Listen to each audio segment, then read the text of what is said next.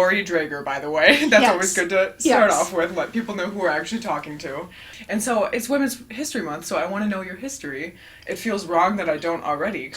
Well, I grew up about 5 miles from here, in Spring Lake. Yeah. I was born in Holland, but as soon as my parents graduated from Hope College, my dad's first job was working for Spring Lake Schools. Oh. And so we moved to Spring Lake. And I was the second graduating class from Spring Lake. It was a wondrous place to grow up, as you know, from having had a chance to be here for a few years.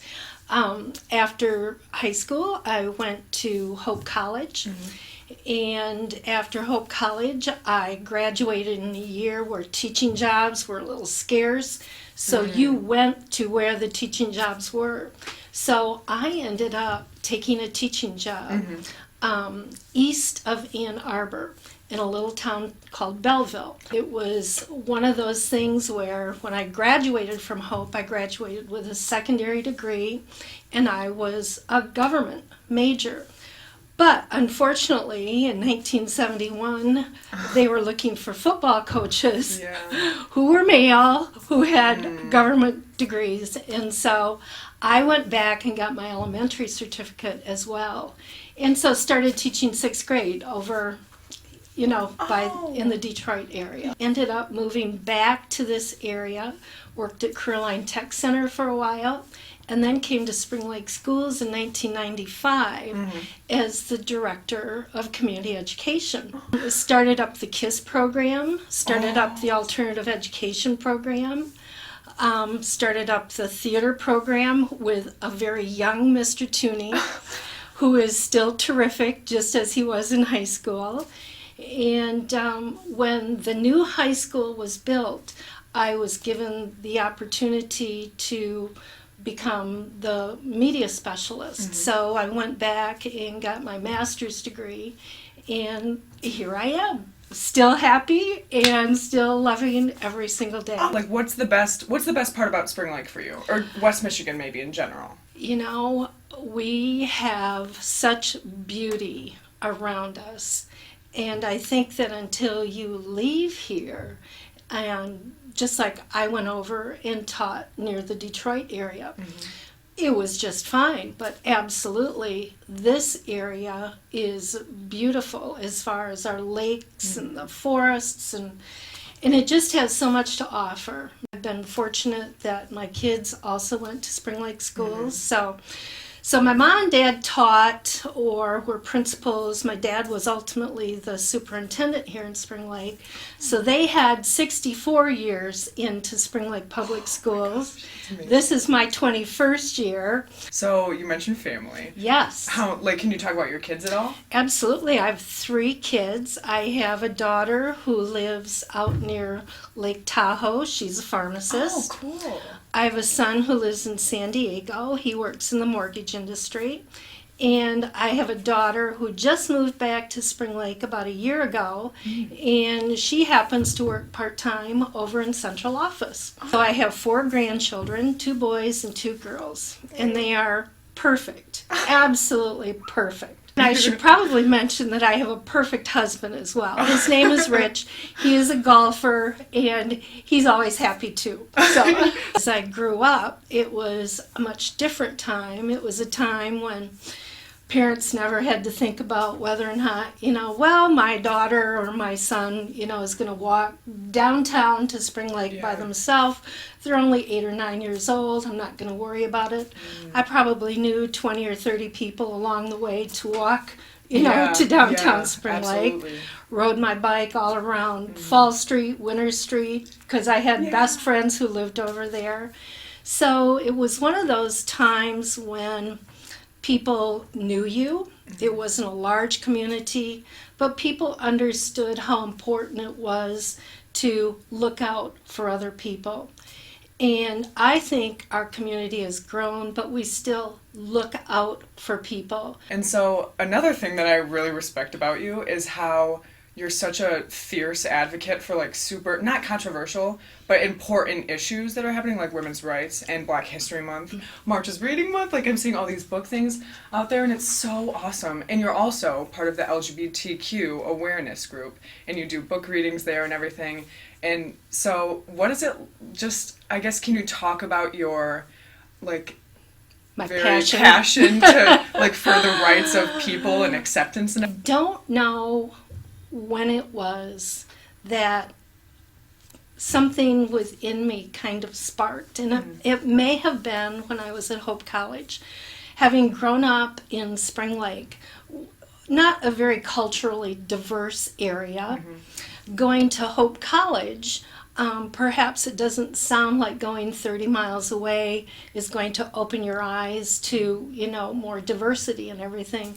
But actually, Hope College offered me an opportunity to meet people, a lot of people from the eastern part of the United States, but also from other countries of the world. I was always fascinated that I really knew so very little about what it was like to live other places and what other cultures appreciated. Having gone into education, I think that I was sparked by kids being so excited to learn. I mean, knowledge is such power. And when kids have that knowledge, I think that they can start to become more aware of their surroundings.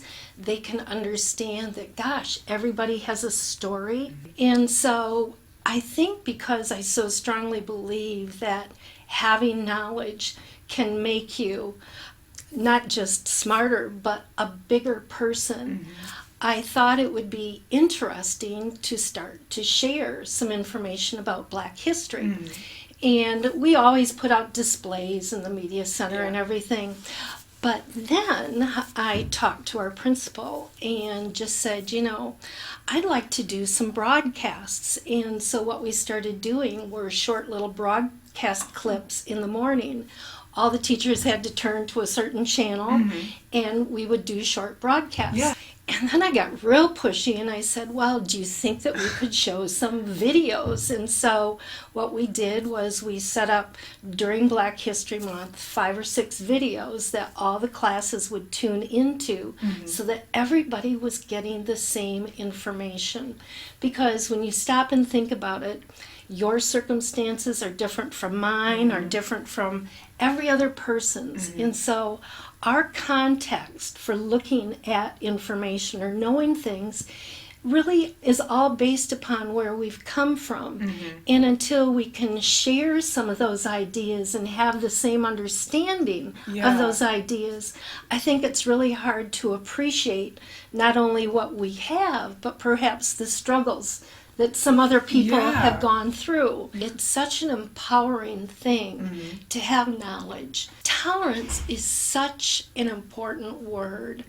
And I first put up the tolerance signs in the hallway, I don't know, maybe 5 or 6 years ago. Getting people to think about the word tolerance. I mean, what should we be tolerant of? It's something that if we focus on tolerance, I think about, oh my goodness sakes, I would imagine that we would smile at each other more. We'd be more patient with each other. Tolerance, patience, appreciation for the situations that other people are in, I think is something that's also empowering. Harder to bully someone when you know what's going on. Oh, isn't that just that's when they become so a person. True? Yeah.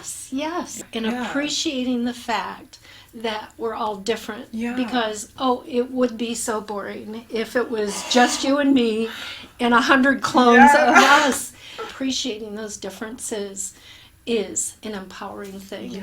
It is also March Reading Month, and you are a fantastic librarian. What are a few books? I know that's a super, super hard question that just pop out to you. A few books. Book Thief. I love Book Thief. To Kill a Mockingbird. I've probably reread those books multiple times, and I don't care. It's just, they're terrific. I am a huge fan of Tinker Tailor Soldier Spy. They're mysteries, and John Le Carre is the author. I have read so many books that have given me peace of mind that no, number one, I'm not crazy. Yeah. Other people think the same thing. It's okay to be afraid. It's okay to not be sure of yourself. And so many times you can feel better after you read a book. And I think that humanness in us that we don't give ourselves credit for. We don't have to be perfect. We can be stumbling around, but just keep going. If you've never read From the Mixed Up Files of Mrs. Basil E. Frankweiler, I don't care if you're 10, 20, 50, whatever. You need to read this book. Like who or what movies did you really just like inspired you when you were a teenager? I would turn on the radio and could get a station out of Chicago. When I think I got the radio when I was in 7th grade, and so I could listen to all this great music. So this was back in the 60s, right? So music was coming into itself as far as rock and roll and everything. And of course, the Beatles, when the Beatles came out and everything, I was totally hooked. I watched them on television when they performed on the Ed Sullivan Show. And I also thought it was cool that there were girl groups. Girls could go out and sing and be in a group. I thought that was just really rocking. You have to understand that I grew up in a period of time where Spring Lake did not offer sports for girls. And it wasn't until Title IX came into being, and I was already out of high school, that school sports were available for girls. It was a time when women's rights and feminism was coming into its own. So I really kind of feel like I'm a product of my time because other women were speaking out at the time. How did you feel, if you can even like recall, because you might have not felt anything because it was so normal, that like guys were allowed to do something that you weren't? This might sound totally flip, but here's the deal. I guess that we didn't realize that it should be any different. But it used to really bother me that when we played basketball in gym, the girls could only dribble twice and they had to pass the ball. It seems so silly, but it almost puts in context how silly it was not to have offerings for boys and girls. If you see something and you don't think that it's equal, it might not be equal. Sometimes it just has to be fair. But I hope that you are strong and can stand up and go, you know what? I think that this should change. I wonder what I could do to change that. Don't ever doubt that you have the strength within you. Everybody has a voice. Any advice for anyone, just as an overall? It's so important to listen to other people. You may not think that you have a lot to say right now, so just listen. At some point, though, you will understand what you have to say is important. But I think that listening to what others have to say can help you. Just like I said, knowledge is power. When you listen, you gain knowledge. And when you feel comfortable, please use your voice. Please do that. Thank you so much, Mrs. Draeger. That I've was enjoyed amazing. it. That was Thank amazing. you. Thank you for listening to this episode of The Share Chair. Stay tuned next week for a new one. Also, check us out on Facebook and Twitter for regular updates at The Share Chair. And if you're interested in having a piece of your writing or an experience shared on the podcast, contact Elise McGannon at 203-505 at springlakestudents.org.